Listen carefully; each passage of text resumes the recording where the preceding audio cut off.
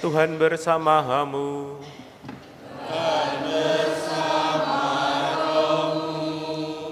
Inilah Injil suci menurut Markus.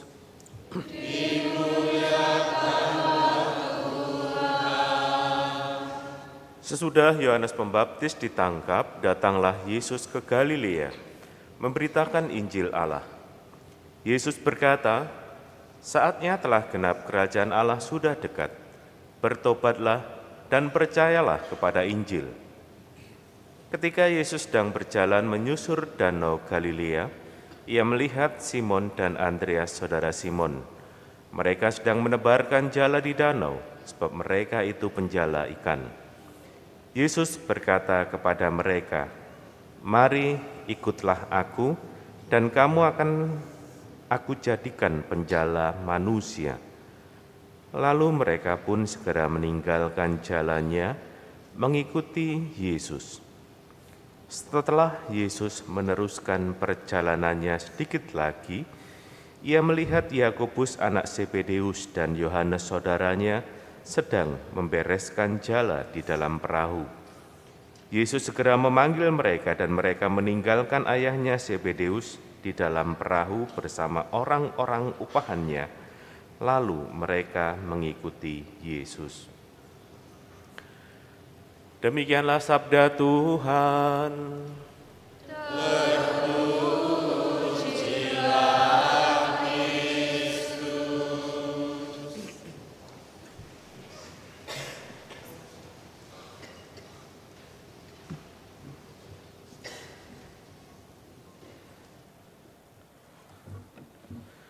Bapak, Ibu, Saudara-saudari yang terkasih, kalau ada pertanyaan misalnya, apa yang ada dalam benak Anda kalau mendengar kata imitasi? Ada yang mau jawab? Palsu, oke. Apalagi selain palsu, imitasi, tiruan, terus apa lagi? KW, istilah sekarang KW, apalagi tembakan wong Jawa Timur itu saya baru ada kata tembakan itu di Jawa Timur. Jiplak, oke ya. Jadi kira-kira Anda tahu bayangannya ya, kata imitasi. Dulu pernah ada dalam buku dalam bahasa Latin itu judulnya Imitatio Christi. Bahasa Inggrisnya Imitation of Christ. Tapi yang menarik, terjemahan bahasa Indonesianya adalah mengikuti jejak Kristus. Ya. Jadi kata yang dipakai untuk terjemahan atau bahasa aslinya mengikuti jejak Kristus itu adalah imitatio Christi atau imitation bahasa Inggris, itu Latin, bahasa Inggrisnya imitation of Christ, ya, imitasi. Jadi kalau kita bandingkan dengan tadi pemahaman kita tentang imitasi, maka kira-kira apa yang paling tepat untuk menggambarkan imitasi dari Tuhan? Jiplak, KW, tiruan.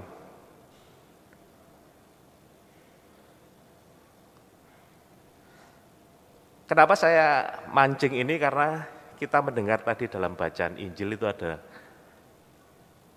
sebetulnya ada dua kisah ya, atau dua hal lah.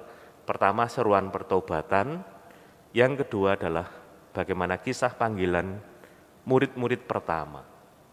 Sedikit berbeda dengan minggu lalu. Minggu lalu itu versi Injil Yohanes. Oke, kita balik lagi ke imitasi. Kira-kira hal apa yang tepat untuk menggambarkan dengan Yesus itu kita apa? Ya jelas ikut ya. Ikut-ikut itu kan melu-melu. Melu-melu itu tadi sudah disebut, imitasi itu niru. Niru-niru ya itu dengan melu-melu, ikut-ikut. Ya. Karena tindakan ikut Yesus, melu-melu, itu ternyata juga penting untuk menjadi semakin mirip dengan Dia. Ya. Kalau hanya sekali ikut tindakan Yesus itu kan belum menyerupai Dia.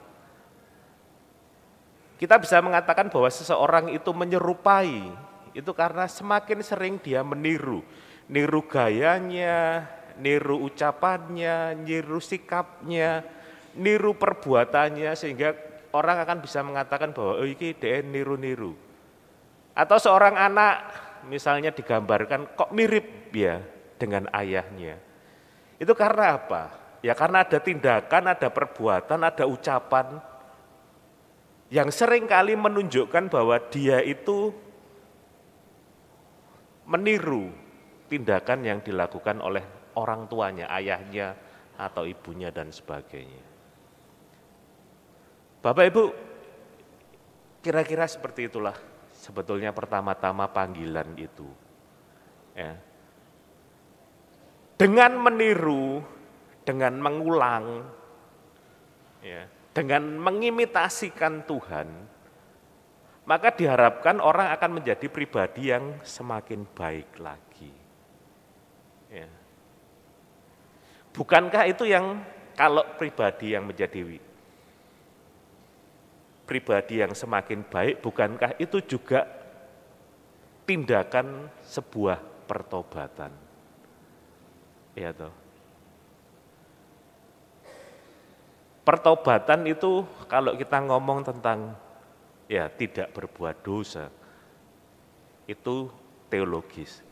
Tapi bagaimana yang tampak itu adalah ya melakukan suatu hal yang baik. Dan yang baik itu bukan hanya sekali dilakukan. Itu kalau sekali itu bukan tobat.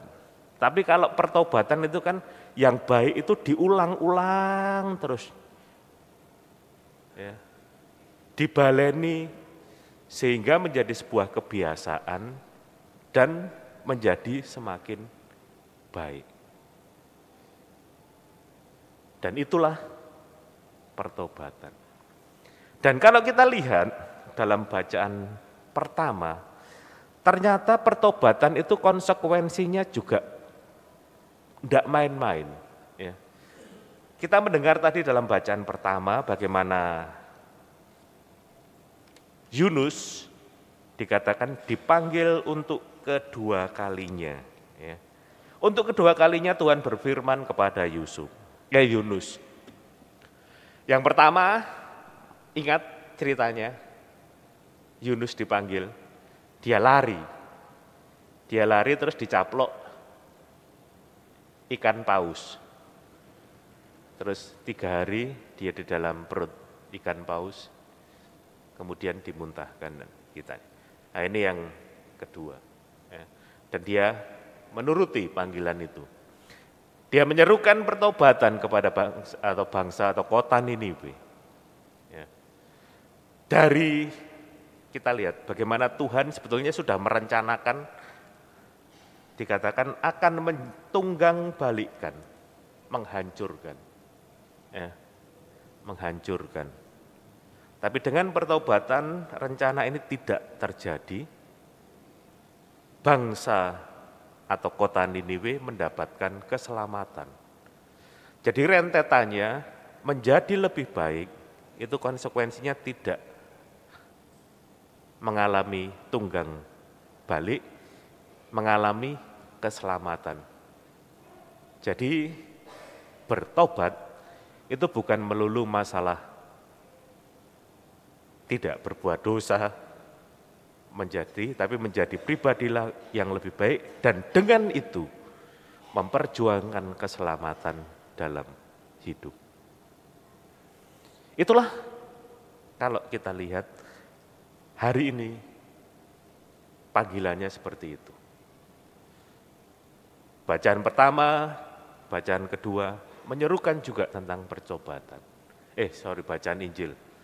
Bacaan pertama dan bacaan Injil menyerukan pertobatan sebagai syarat pertama untuk menjadi pengikut Kristus. Maka langkahnya jelas ya tadi. Imitasio, niru-niru, melu-melu, mengulang-ulang tindakan yang dilakukan, sikap, tindakan, perbuatan yang dilakukan juga oleh Tuhan Yesus. Sehingga dengan ngulang-ulang, niru-niru, maka kita diharapkan tentunya menjadi pribadi yang semakin baik.